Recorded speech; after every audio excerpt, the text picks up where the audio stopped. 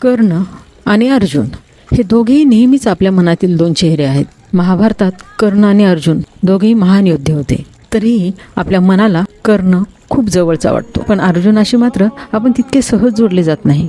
कदाचित कर्ण आपल्याला आपल्या जखमांमध्ये दिसतो. जन्मापासूनचा संघर्ष, उपेक्षा, आपली योग्यता सिद्ध करण्याची धडपड आणि त्यातून आलेला स्वाभिमान. दुर्योधनाने जेव्हा कर्णाला अंगदेशाचा राजा केलं तेव्हा जणू पहिल्यांदा कुणीतरी त्याला सांगितलं, तू कमी नाहीस. कर्णाने ही साथ आयुष्यभर लक्षात ठेवली. ही त्याची कृतज्ञता होती. पण याच निष्ठेने त्याला दुर्योधनाच्या चुकीच्या बाजूला उभं केलं. कवचकुंडल दान करणारा कर्ण उदार होता, तरीही काही प्रसंगी त्याच्या शब्दांनी आणि निर्णयांनी इतरांच्या वेदनेत भर पडली. म्हणून कर्ण फक्त नायक किंवा खलनायक नाही, तो एक जखमी, स्वाभिमानी, कृतज्ञ, दानशूर आणि निष्ठावान असा अत्यंत सुंदर मनाचा मानवी चेहरा आहे.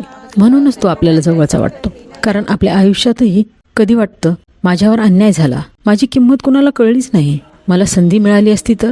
तेव्हा आपल्यातला कर्ण जागा होतो.